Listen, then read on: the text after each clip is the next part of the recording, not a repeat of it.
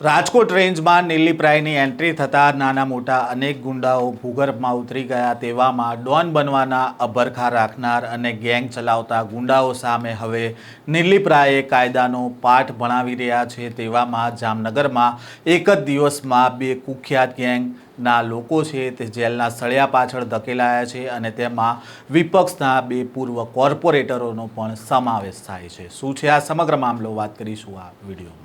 વૈષ્ણવજન તો તેને કહીએ જે પીડ પરાઈ જાનાને રે। નમસ્કાર, નવજીવન ન્યૂઝમાં આપનું સ્વાગત છે। હું છું જયંત દાફડા। થોડા દિવસ પહેલા જામનગરના અતિ સંવેદનશીલ ગણાતા વોર્ડ નંબર 12ના પટણીવાડ વિસ્તારમાં અસલમ ખિલજી અને અલ્તાફ ખફીના જૂથ વચ્ચે ભયાનક અથડામણ થઈ હતી। જાહેરમાં થયેલા ફાયરિંગ અને પથ્થરમારાની આ ઘટનામાં સ્થાનિક રહીશોમાં ભારે ફફડાટ પણ જોવા મળ્યો હતો અને આ બનાવ બાદ તરત જ રેન્જ ડીઆઈજી નીલીપ્રાય જામનગર દોડી આવ્યા હતા અને માત્ર 10 દિવસના ટૂંકા સમયગાળા દરમિયાન સમગ્ર ઓપરેશનનું આયોજન કરી અને આ અસામાજિક તત્વો પર કાયદાનો ગાળિયો કસવામાં આવ્યો છે। જામનગરના પટણીવાડ વિસ્તારમાં સતત વધતી ગેંગવોર અને અસામાજિક તત્વોના વધતા વર્ચસ્વને નાબૂદ કરવા માટે પોલીસ પ્રશાસને પણ આક્રમક વલણ અપનાવ્યું છે અને તાજેતરમાં થયેલા જાહેરમાં ફાયરિંગની ઘટના અને હિંસક અથડામણની ઘટનાઓને ધ્યાનમાં રાખીને બે મુખ્ય ગુનાહિત જૂથમાં પૂર્વ કોર્પોરેટર અસલમ ખિલજી અને અલ્તાફ ખિલજીની ગેંગના 29 લોકો સામે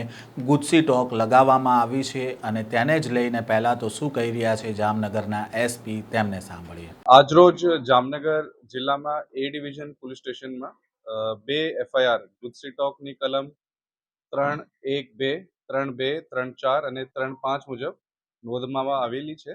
આ બે એફઆઈઆર જામનગર જિલ્લામાં બે ટોલકીઓ જે અસલમ કરીમ ખિલજીની ટોલકી અને એના 18 સાગરીતો અને બીજી એફઆઈઆર અલ્તાફ ગફાર ખફી અને એની ટોલકીના 11 માણસો વિરુદ્ધ ગુસ્સી ટોક કલમ હેઠળ નોંધવામાં આવેલી છે। આ બે ગેંગ ટોલકીઓ વિરુદ્ધની ગુનાહિત ઇતિહાસ બાબત હું આપ લોકોને જણાવવા માંગુ છું કે અસલમની ગેંગમાં જે 18 માણસો છે એના વિરુદ્ધ 46 ગુનાઓ છે। અલ્તાફ અને એની ટોલકી ઉપર 52 ગુનાઓ નોંધવામાં આવેલા છે। ગંભીર ગુનાઓની હિસ્ટ્રી જેમાં ખૂનની કોશિશ, બલાત્કાર, આર્મ્સ એક્ટ, લેન્ડ ગ્રેબિંગ, જાનથી મારી નાખવાની ધમકી, ધાડ પાડવાની તૈયારી, ફાયરિંગ, એટ્રોસિટી, ઘરફોડ, પ્રોહિબિશન, નાર્કોટિક્સ અને એવા ગુનાઓની હિસ્ટ્રીવાળી ટોલકી જે છેલ્લા 3 મહિનામાં પણ એ લોકો એકબીજા ઉપર અને સામાન્ય નાગરિકો ઉપર 307ના ગુનાઓ અને સિક્કા પોલીસ સ્ટેશનમાં એક અઠવાડિયા પહેલા ફાયરિંગ અને 307ના ગુનાઓ જો દાખલ થયા છે। એ પ્રકારની હિસ્ટ્રીને જે બે ટોલકી વિરુદ્ધ છે એના વિરુદ્ધ એના ગુનાઓને ધ્યાનમાં રાખતા અને એના જો ગેંગ મેમ્બર્સ છે એના વિરુદ્ધ અમે એક બે ફરિયાદ સિટી એ ડિવિઝનમાં આજે નોંધવામાં આવેલી છે। એના પછી અસલમ ખિલજી અને એને 18 સાગરીતોમાંથી અત્યારે અમે 13 આરોપીઓની ધરપકડ કરેલી છે। 5 આરોપીની ધરપકડ કરવાની બાકી છે। અલ્તાફ ગફાર ખફીની 11 લોકોની જે ટોલકી વિરુદ્ધ અમે ગુના દાખલ કર્યું છે એમાંથી 8 આરોપીઓ અત્યારે જેલમાં છે જે ફાયરિંગ અને 307ના ગુનામાં આરોપી છે અને સાથ એક આરોપીને અમે આજે અરેસ્ટ કર્યું છે અને 2 બાકી છે।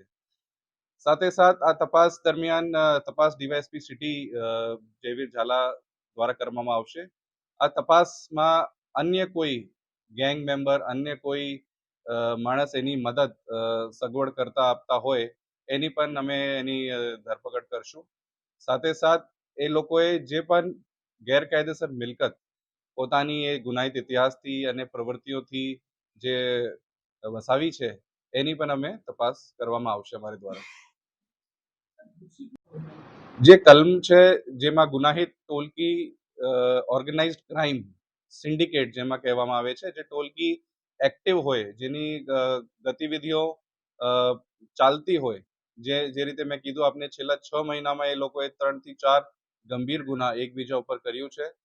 સાથે સાથે આમને સામનેના ગુનાઓ છે અને સાથે સાથે સામાન્ય નાગરિકોને હેરાન કરવાની અને વિરુદ્ધ પણ ગુના કરવાની ટેવવાલા છે। તો ગેરકાયદેસર પ્રવૃત્તિ કરનાર ટોલકી જેની પ્રવૃત્તિ ચાલુ હોય અને એ ટોલકી દ્વારા સામાન્ય જનમાં ભય ફેલાવતા હોય અને ગેરકાયદેસર મિલકત પણ વસાલી હોય એ વિરુદ્ધ આ કલમ મુજબ ગુજસી ટોકની એ બે ફરિયાદ દાખલ કરવામાં આવેલી છે. આ જે પૂરી જે ગુનાહિત ઇતિહાસ, જે ટોલકીના ગુનાહિત ઇતિહાસ અને આરોપીઓ બાબત જે અટક કરવાની પ્રોસિજર છે, સિટી ડિવિઝન ડીવાયએસપી અને એલસીબી એસઓજીની ટીમ્સ દ્વારા કરવામાં આવેલી છે. સર, અત્યાર સુધી કોઈ મિલકત ટાંચમાં લેવામાં આવી, કોઈ કાર્યવાહી કરવામાં આવી? અત્યારે એની તપાસ કરવામાં આવશે. જે મિલકતો અગાઉ ડેમોલિશન થયું છે એની પણ વિગત એવા લેવામાં આવશે, જેની ઉપર લેન્ડ ગ્રેબિંગ હેઠળ જે એક્ટ હેઠળ પણ એને આરોપીઓ વિરુદ્ધ ગુના દાખલ છે એને પણ એમાં ઇન્ક્લુડ કરવામાં આવશે.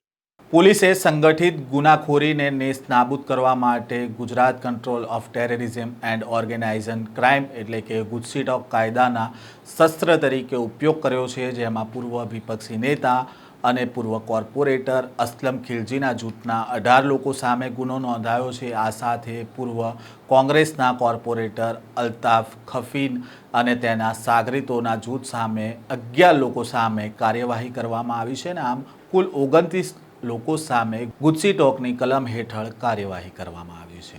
આ પ્રકારના સમાચાર અહેવાલ સાથે ફરી મળીશું. નવજીવન ન્યૂઝ સાથે જોડાયેલા રહેજો.